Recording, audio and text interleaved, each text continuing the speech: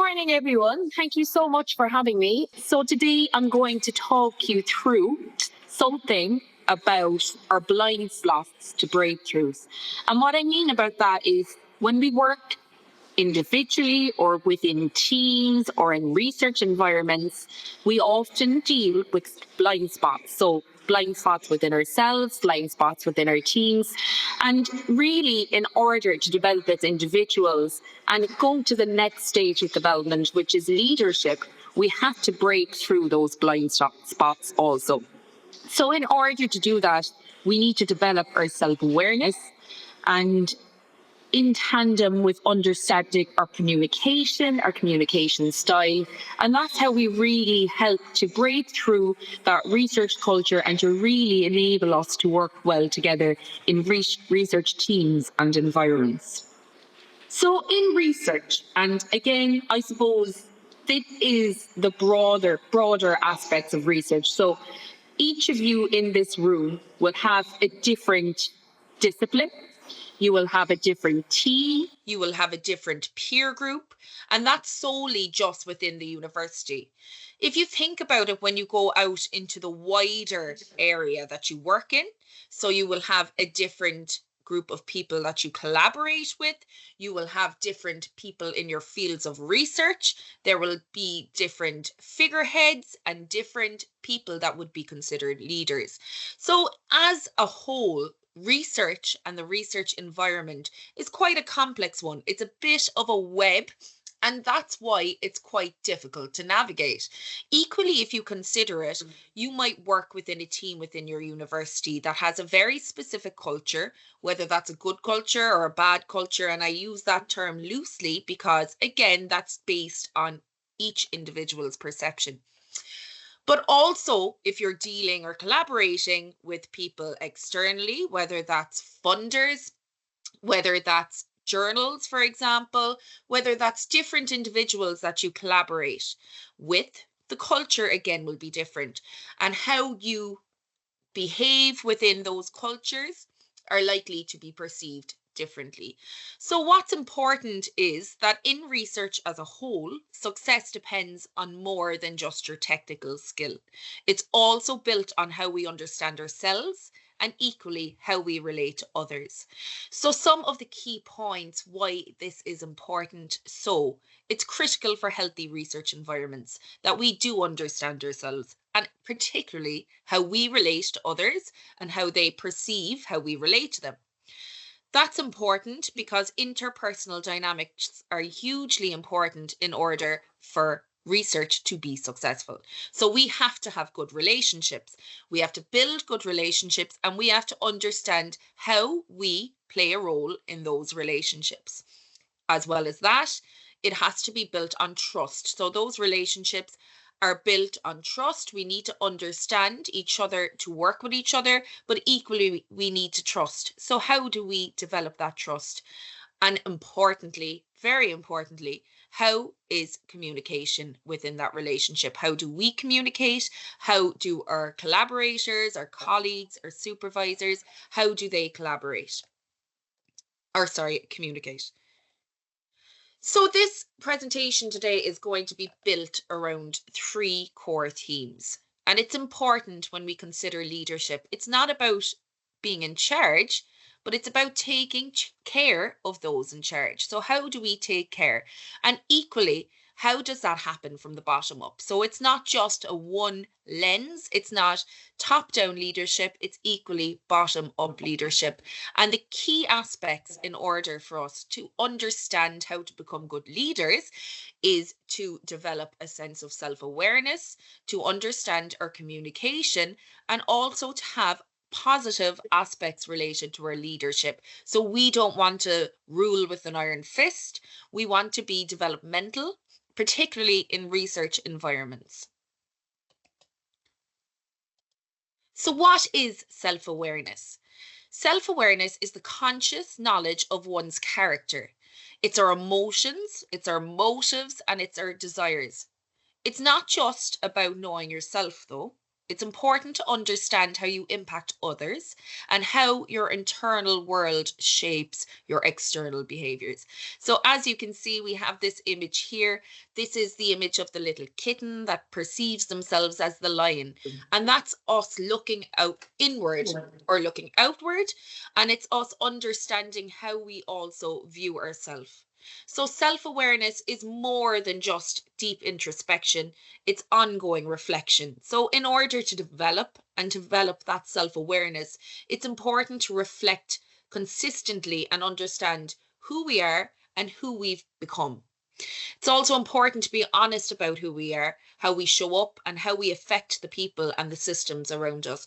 So this idea that you could have a bias about yourself, you really need to have that deep introspection to understand who you are and really be honest with yourself in order for you to develop as an individual. So we have a little bit of a task. Let's start outward before we go inward. So I'd like you to take a couple of moments. Now I know it's early, so anybody with your coffees, take a little sip while you do this. You're having a break. I want you to look around the room. Really look around the room and observe the people around you. Beyond your neighbor, who's probably your friend, have a good look around the room. What are the expressions you see? What postures do people have? What do you notice about the behaviors of people? Is there someone not looking around the room? Are you choosing to not look around the room? Now ask yourself, what do they notice about you? So just give yourself a couple of seconds to look around.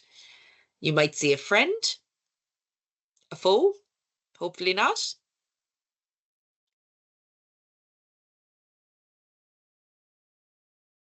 Now, let's flip the lens. Let's look inward. So what did you notice about your own behavior in this space? Did you look around? Did you follow the task? Did you have a good look? Were you shy? Were you embarrassed? How do you tend to show up in groups? Are you more vocal? Are you more quiet?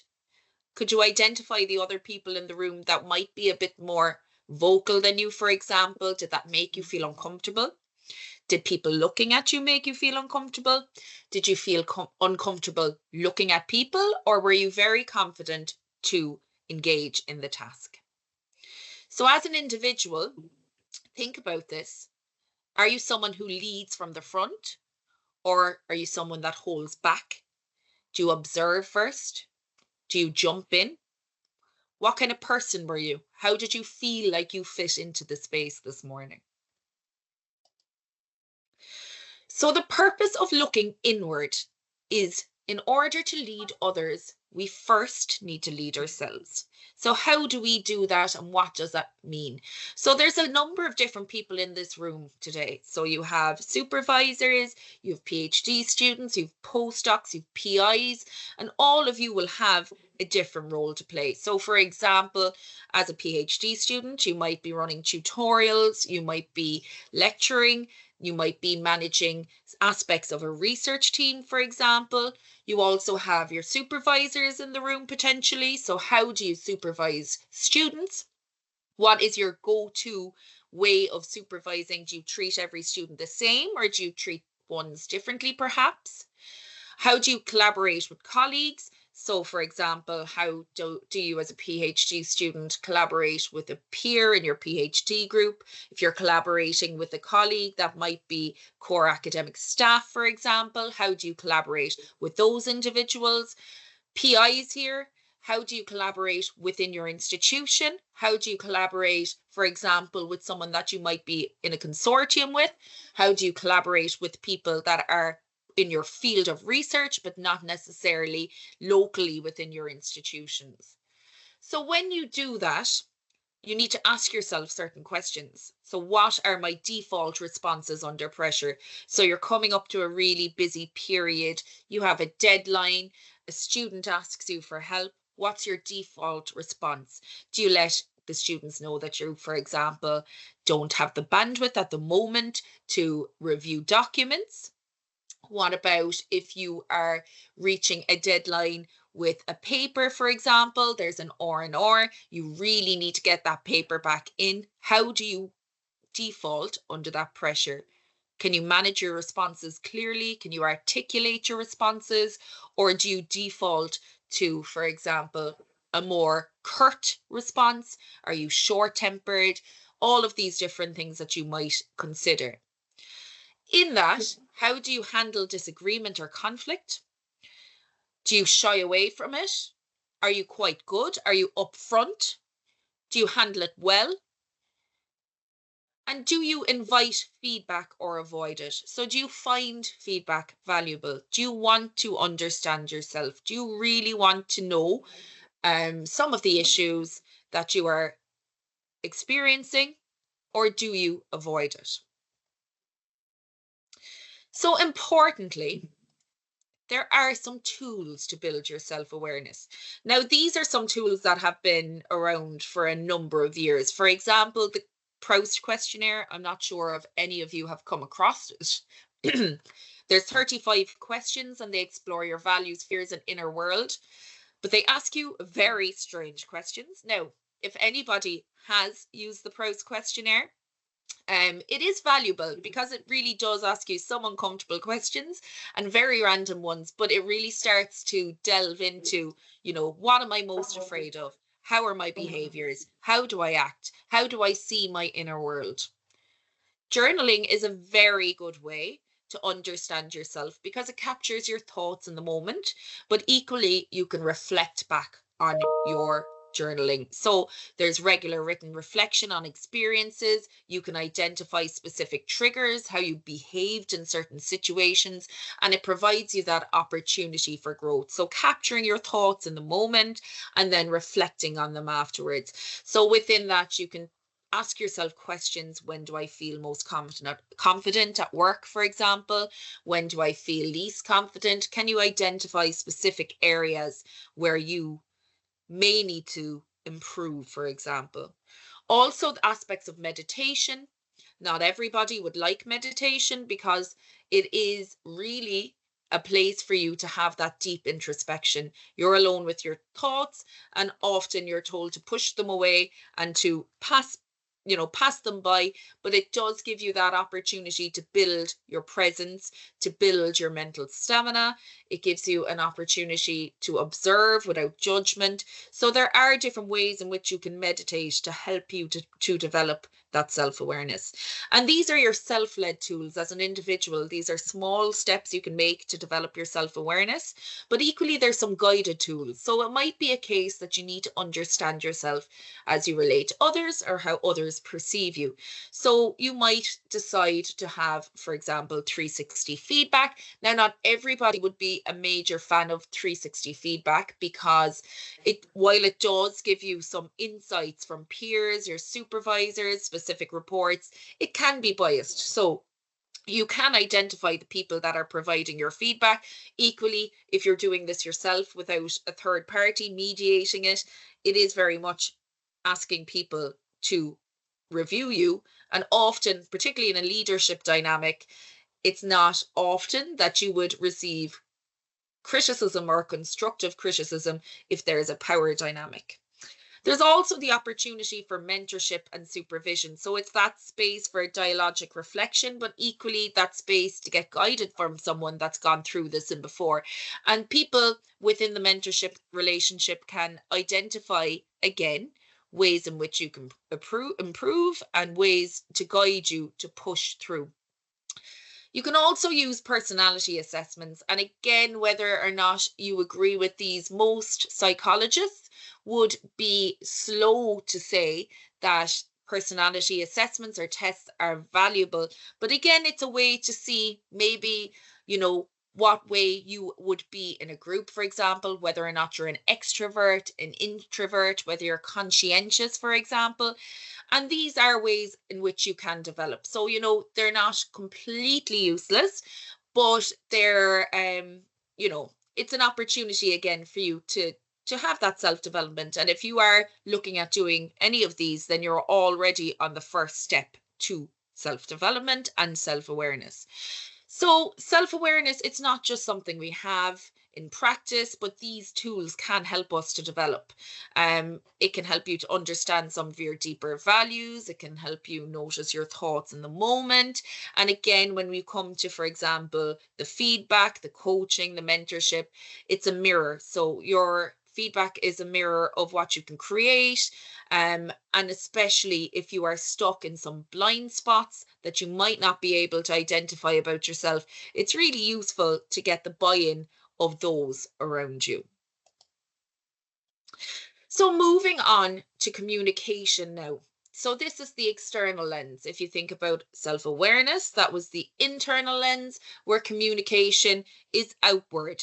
But equally, you know, it's not just about shared meaning, it's also about, so communication is shared meaning. It's not just about the message or delivery. So again, there's elements of introspection. It's that idea of how do we understand the messages we're being delivered, for example. So when we talk about communication in research teams, we're really talking about the knowledge, the expectations, and the emotions that travel between people. So it's that idea of the message we send and the message we receive. And if that breaks, then communication and collaboration often stalls. So think about that, the knowledge, the expectations, and how they travel between people. Why does this matter in research teams? So as we pointed to at the very beginning, research as a whole is very complex. It's not just one aspect, it's not just one organization, it's not just one team, it's not just one partnership, one collaboration. It is a vast amount of individuals, stakeholders, collaborators. So it's complex, it's multidisciplinary, and there's heavy coordination. So who does what? And again, we'll all have different roles. For example, if you're a lead author on a paper, you do most of the groundwork. If you are second author, third author, whatever way the list goes, it's often a big question mark. Who does what? And often it's left unsaid. Sorry, my Irish accent. There's also hierarchies and power asymmetries which amplify those cues. So again, who says what, who does what, this idea, what is the role of individuals? Again, back to the earlier point, when we discuss, for example, authorship on a paper, oftentimes than not, a very senior academic may be less, what would the word be? A junior academic may be less likely to push the hierarchy or the power dynamic or expect more, for example, than they would with someone in their peer relationship. So why is this important? When we discuss psychological safety, which is hugely important for a research environment, particularly for our junior scholars or academics, it hinges on how we speak and equally how we listen. So, for example, I had and still do to this day, because it never fully leaves, an issue with active listening. I listen, but I find it difficult sometimes to actively listen. And you might find yourself, if you're someone like me, thinking about a response. So as you're listening to a conversation, you're developing your response. But the issue there is that you're not actively listening. You're not really digesting what the person is saying, and that might create a problem. So they're really important things to consider.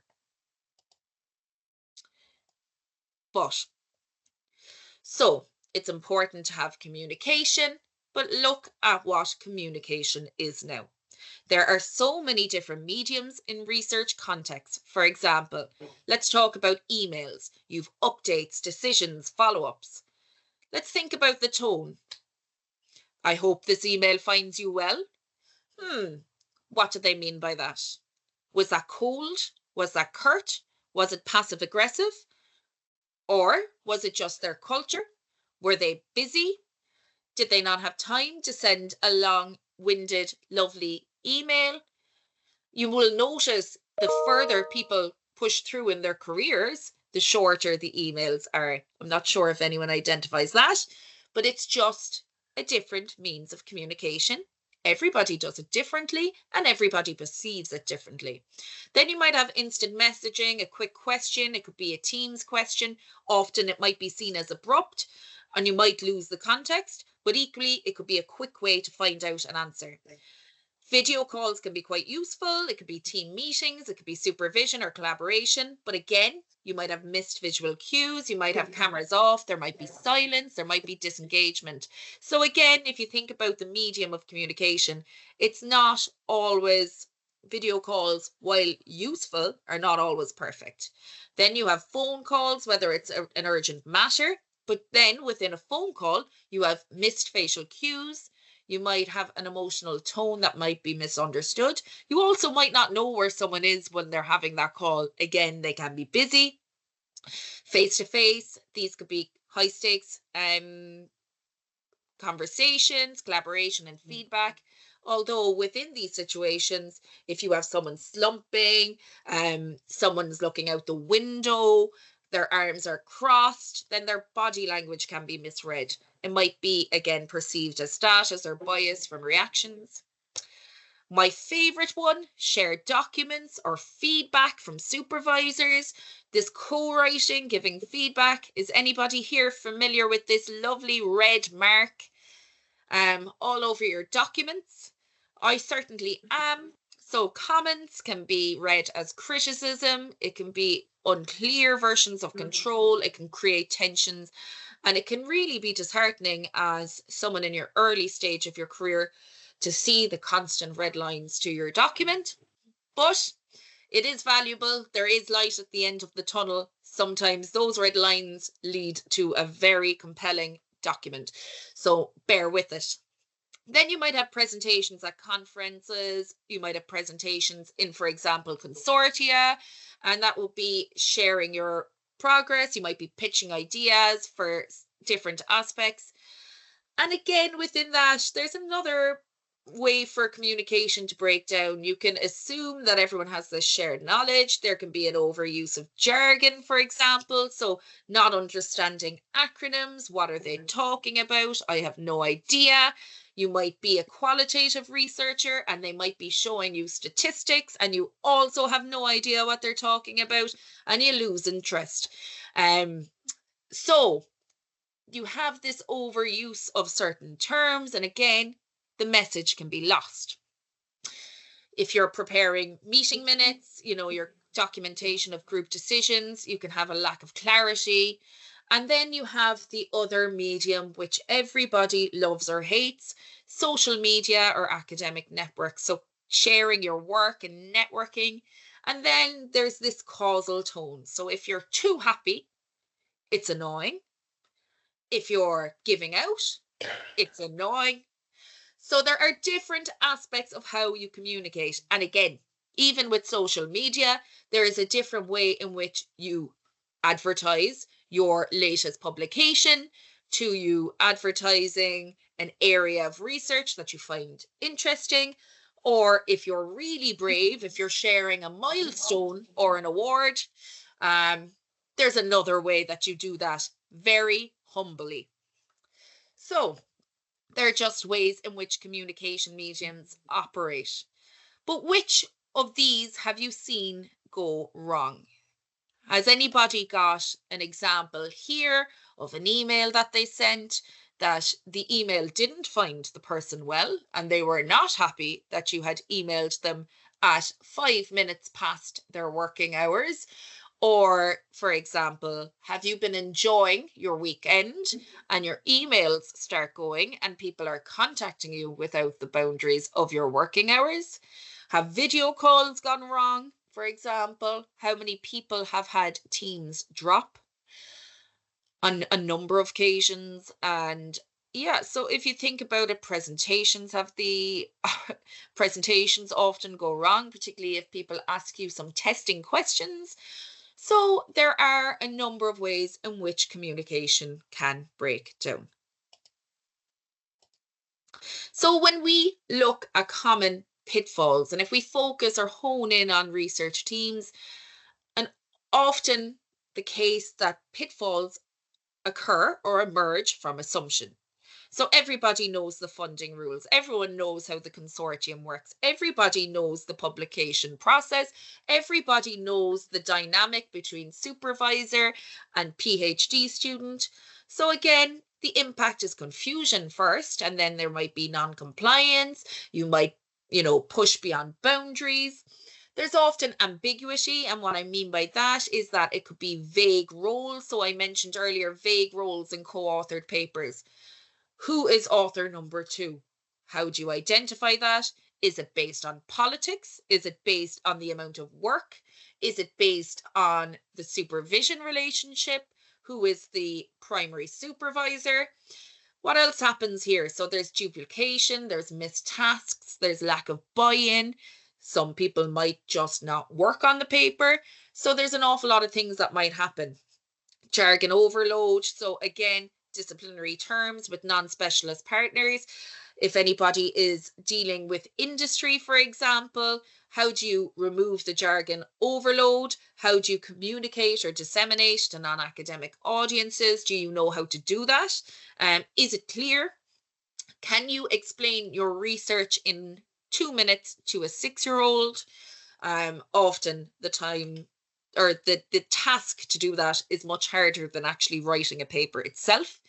What happens from that? So you have exclusion, you've disengagement, people lose interest. Again, the point of digital tone, sharp, unclear tone in emails, misunderstandings.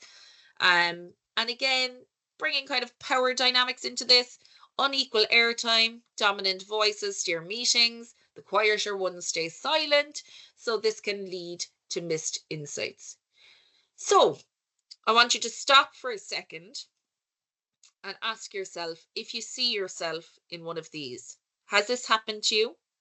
Is this happening at the moment? But that's not a failure. It's just a chance to correct the course. So most breakdowns in research collaboration come from misaligned expectations and not bad intentions. However, sometimes it's just not working, and equally that's okay too. So it's okay to disengage in collaborations that are not working for you. Point is, we all communicate differently. As you can see, you've different mediums, but as individuals, we communicate differently and we have different expectations in how we expect other people to communicate with us. So as an individual, how do you prefer to receive updates or information? So is it a case of verbal check-ins? Let me see how I'm getting on. Would you like a written summary? Would you like this in an email or a document? Does it need to be an email? Can it be a verbal check-in? Do you like other ways of doing it? An update on Teams, Slack, a shared document, face-to-face. So take 10 seconds and think about which one fits you. So just have a moment to think what I prefer.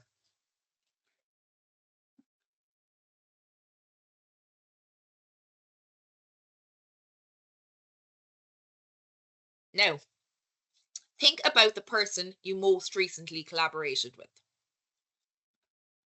Do you know their preference? Did you ask? Most of us don't. So most of the friction that begins with doesn't begin with bad intentions, but it just has an element of mismatched assumptions. So this idea that we have an assumption that everybody knows what I like, so everybody should know how to speak to me, how to contact me, how to communicate with me, not always the case. So particularly when we come to high trust relationships, so whether it's a supervisor and student relationship, or if we've a high trust research team, so we're all collaborating on the one project, often it's a case that we should really be explicit about what we need. So whether that's developing a charter, for example, or some type of agreement, that we are explicit in the means in how we communicate. You could also have a quick upfront conversation, how we'll work together, prevent a lot of missteps later, but really designing that piece of document that could be flexible, a sense like as I mentioned, a charter, it would be a good means for you to really, make sure you're not overstepping and over assuming. Now, this is a good opportunity for us to move into something called the Johari window. So if you think about it, our first, number of slides, we were talking about self-awareness, how we develop ourselves, how we look inward. Then we talked about communication, and that's really involved with looking at the external lens, how we communicate with people, how that affects our relationship. Now let's combine them. So the Johari window, it's a framework for insight. It was developed by Joseph Luft in 1950. And what it is a tool that helps us to understand what we know about ourselves, what others know about us, and crucially, what's hidden in the space in between. So as you can see, there are 4 areas, 4 quadrants. And as you can see, you have aspects of known to self, known to others, known to others, known to self, and then you have different aspects. So I'm just going to talk you through a little bit about what each quadrant means. So as you can see up here, you have the known to self and known to others. So that's often referred to as the open area. And these are the traits, the habits and preferences that are visible and shared in the bigger space. It's easier to collaborate. So these are the things we know about each other. It's open, it's obvious. And, for example,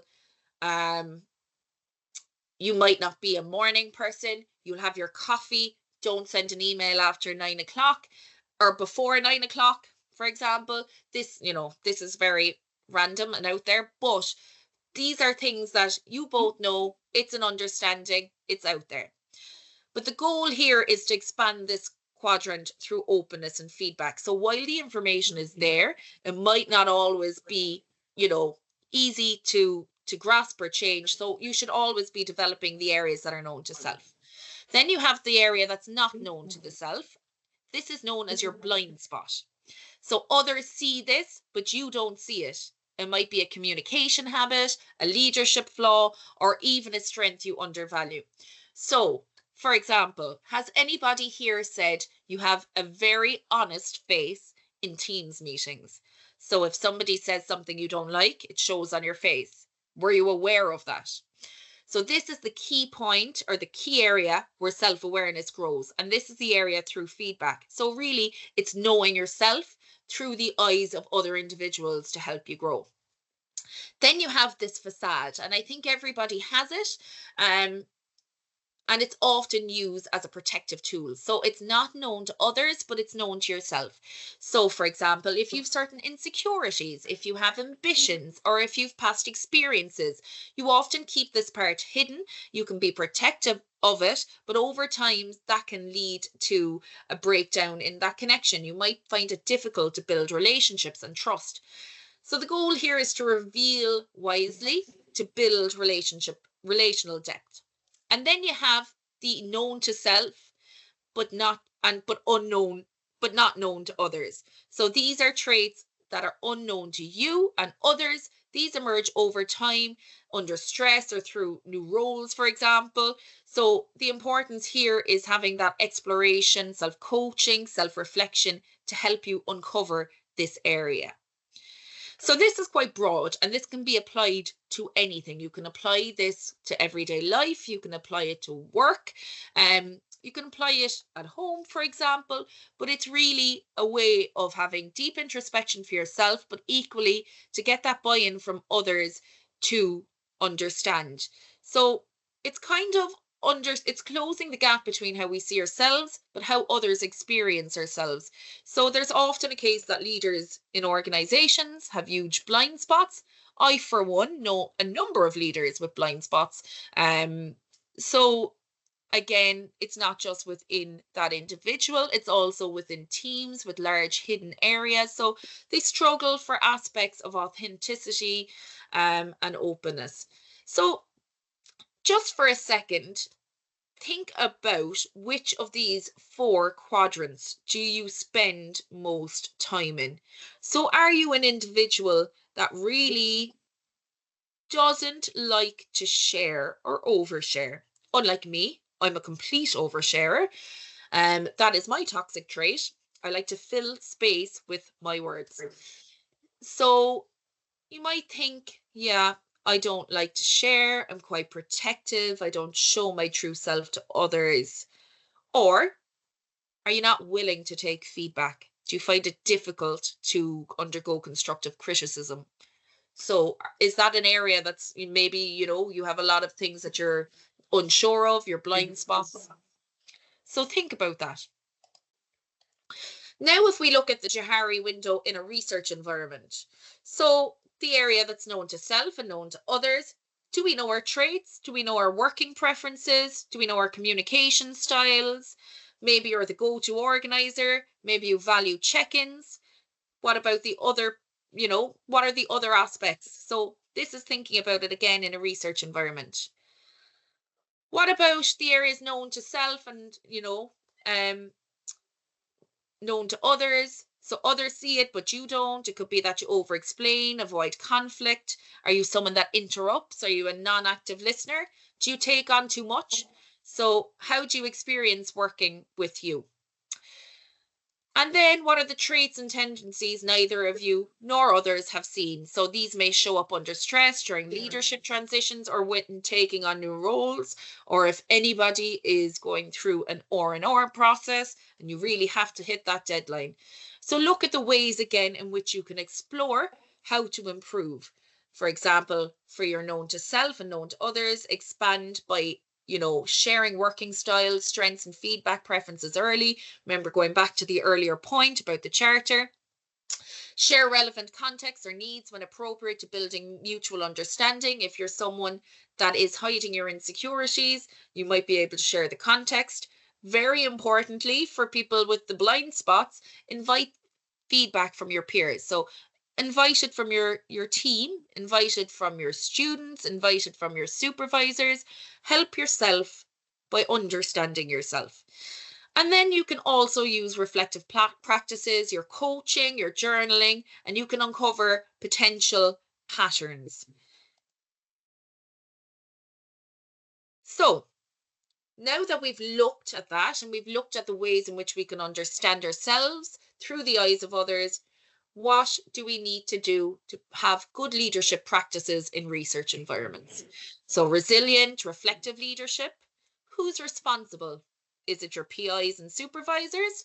Is it the postdocs and early career researchers, project collaborators or coordinators?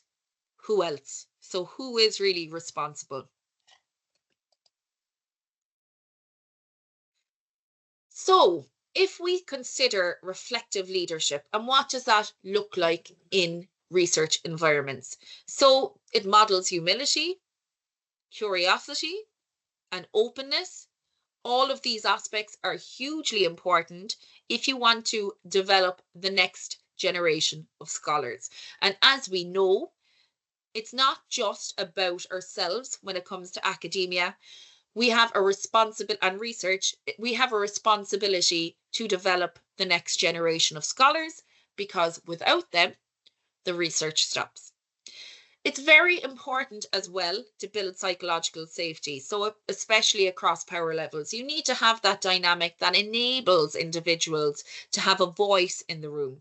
It's important for us to have strong voices. We need to be able to critique. We need to be able to do that in a safe space. So why not have that within our own research environments? We also need to balance task focus with relationship care. So you can't be expecting everybody to take on the one role. You also can't be expecting your feedback and you want it now. There needs to be a balance between that, and you need to manage the relationship. You also need to normalize feedback.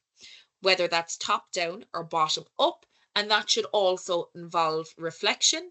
And you also, as we have identified the complexity of research, there must be a need to adjust styles to context. So whether that's collaborative, directive, supportive. So really within research areas, leadership isn't just about seniority, it's about behaviors. We lead in how we respond to setbacks and how we run in meetings. So how we include voices and how we model reflection is important. So really getting those individuals to be able to share in the room, and psychological safety is a hugely important aspect. So everyday matters in leadership, practices that we can have to have small everyday moves. So whether that is asking, what am I missing in meetings? Have you ever sat in a meeting and thought, I have no idea what they're talking about? And yet you continue to sit there and not know what they're talking about. If you ask this question, it signals openness to blind spots. So you give people that opportunity, that to be able to say, I don't understand. And that's perfectly fine, no matter what stage of your career you're at, because it's important for everybody to be on the same page. Everybody should do a 5-minute weekly reflection. At the end of the week, what went well? What didn't go well? How did I behave? Could I have changed anything? What would I do now, knowing what I know? And this helps you to build your self-awareness over time. If you are a leader, can you invite junior team members to co-author the agendas? So if you have a meeting in place, ask them for their buy-in. Send them the agenda before the meeting. Ask them if they would like to add anything, if they'd like to change anything. And that builds voice and ownership. So if you're looking for junior team members to take ownership of tasks, why not give them the opportunity to? You can also use different models for feedback. Again, I've mentioned the 360 model, but it keeps, and there's the SBI model for feedback, and that keeps difficult conversations focused. And everyone should share one of your working preferences. So if we are in a team dynamic today, whether it's supervisor, PhD, research team, I compel you to share one of your working preferences with your colleague. And that helps to build that reciprocal openness between you. So once one shares, the other one can share too. So you might consider doing that this morning. So let's think about it again from a more rounded perspective. Let's think about our blind spots. Let's think about our breakthroughs. What does self-awareness do for us? It opens insight. What does communication do for us? It builds clarity. What does reflection do for us? It deepens growth. What does feedback do for us? It shrinks blind spots. And leadership is built one habit at a time. But blind spots are inevitable. But with reflection, good communication and intention, they don't have to stay that way. So we all carry unseen habits, as you can see from the Johari window. There are a lot of things we do that we are just unaware of. We also have unspoken expectations, whether or not we are aware of them. And we also may not have fully stepped in. So what matters is whether we make the space to see them and to support others in doing the same. So, your turn. What's one insight from today you want to take back from your team? So you can just think about this for a second. You might jot it down. You just have that moment to reflect. What insight do I find valuable? Maybe you didn't find any of it valuable, but what will you take back? What will you bring back to your supervisor relationship? Has it opened your eyes to maybe consider that your supervisor is human? They may not respond negatively with intent, or their cues might be misread. Equally, from your PhD student, do you think that they are stressed, for example, really struggling to meet a deadline. You are the voice that is really helpful. So a panicked email may come across as sharp, but it might not necessarily have intent to be. So think about the things that you might consider that will help your growth and the growth of your team. So until you make the unconscious conscious, it will direct your life and you will call it fate. So that is everything from me